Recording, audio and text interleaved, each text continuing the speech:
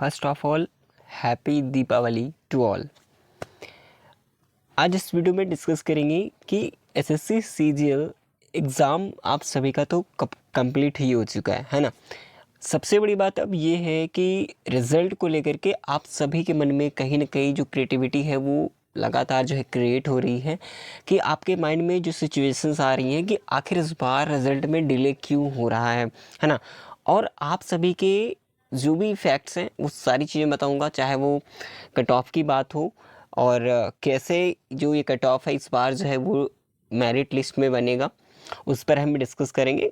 कुछ फैक्ट्स पे डिपेंड करता है, जैसे कि मैं सभी वीडियो में आप सभी तक जो भी एनालाइज कर रहा हूँ आज तक, सभी में ऐसा होता है कि पूरा ये फैक्ट्स हमेशा डिपेंड करता है। चलिए मैं एक एक करके पूरा सिचुएशन बताऊँगा आप सभी को, क्योंकि फुली आपको वीडियो को वॉच करना है। ओके चलिए, सबसे पहले अगर हम बात करें यहाँ पर कि जो हमारी पहली कंडीशन है कि पहले जो फैक्टर्स बोल सकते हैं इसको हम, ठीक है। पहला फैक्ट जो होता है ये बिल्कुल श्योर है कि हर एक एग्ज़ाम की बात करें, कोई भी कॉम्पिटिटिव एग्ज़ाम होता है जिसमें कट ऑफ लगती है, उसके जो बेस जो होते हैं वो कुछ इस प्रकार से 4 पिलर्स कहा जा सकता है।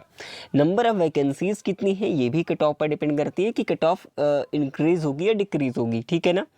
नंबर ऑफ़ जो है कैंडिडेट्स अपीयर हुए हैं कितने एग्ज़ाम के अंदर, ठीक है, वो भी डिपेंड करता है। और एग्ज़ाम का डिफ़िकल्टी लेवल क्या रहा है, एग्ज़ाम का जो लेवल है वो इजी टू मॉडरेट रहा या फिर मॉडरेट टू इजी रहा, हार्ड रहा, कैसे रहा, वो उस पर डिपेंड करता है ना।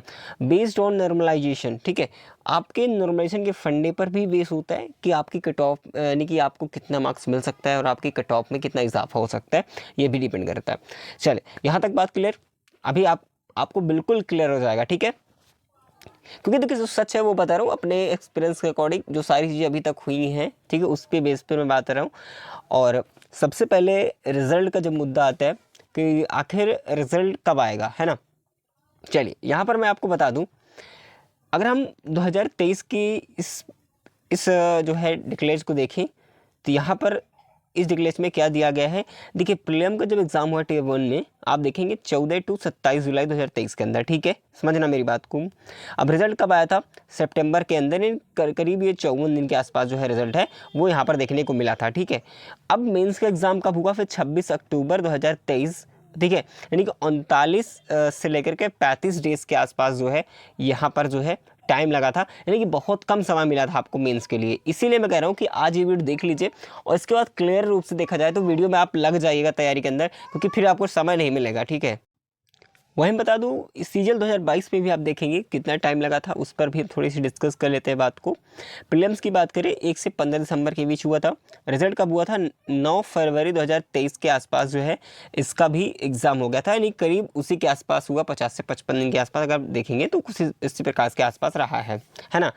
और मेन्स का एग्ज़ाम जो है 3 मार्च को हुआ, यानी कि देखा जाए तो एक्यूरेट उसी प्रकार से हो रहा है, यानी कि आपको मेंस के लिए बहुत कम टाइम मिलता है, यानी 1 मंथ का भी टाइम मिलना मुश्किल हो जाता है ना। तो इसलिए आप सजेस्ट कर रहा हूँ कि आप सबसे पहले मेंस को टारगेट कीजिए, ठीक है, बाद में आप रिजल्ट का वेट करेंगे, उसके बाद फिर आप कहोगे कि भाई जो हम तैयारी का मौका नहीं मिला, तो आपको बेस पहले से ही मजबूत करना है ना, क्योंकि आपको रिजल्ट आना है जब आना होगा, ठीक है। आप इस वीडियो को देख लीजिए, जो कट ऑफ बता रहा हूँ इसके आसपास है, तो बिल्कुल आप मेंस के लिए तैयार हो जाइए, ठीक है।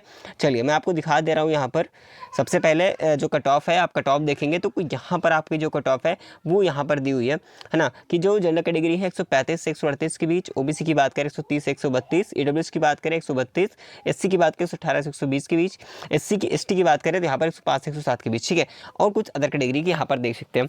तो ये मैंने सारी चीज़ें क्लियर करी हैं। बाकी यह होगा कि काफ़ी लोग यही कह रहे होंगे कि इतनी हाई कट ऑफ कैसे जाएगी, क्योंकि पिछली बार वैकेंसी ज़्यादा थी तो कट ऑफ जो है कम वैकेंसी थी, फिर भी कट ऑफ इतनी ज़्यादा नहीं गई। तो इस बार इतनी वैकेंसी होने के बावजूद भी क्या कट ऑफ ज़्यादा जा सकती है, ये आप लोग के दिमाग में यही चल रहा है, लेकिन जो सच्चाई है वो बता रहा हूँ, आप लोग खुद आप देख लीजिएगा। हाँ ये जरूर कह सकता हूँ कि प्लस माइनस आप जो है 2 मार्क्स 3 मार्क्स हो सकता है, ठीक है, लेकिन जो मैं बताता हूँ हमेशा एनालिसिस बेस पर ही, डाटा के आधार पर आपको बता रहा हूँ। बाकी आपके क्या राय है वो आप कमेंट बॉक्स में बताएंगे, ठीक है, क्योंकि कभी क्या होता है, मैं समझता हूँ बात को, जिनके मार्क्स जो इसके आसपास आ रहे हैं उनको लगता है कि सब कुछ सही है, ठीक है ना, जिनके मार्क्स कम होते हैं उनको थोड़ा सा दुख होता है, लेकिन जो एक्यूरेट है, जो सही होता है वो मैं बता रहा हूँ, ठीक है।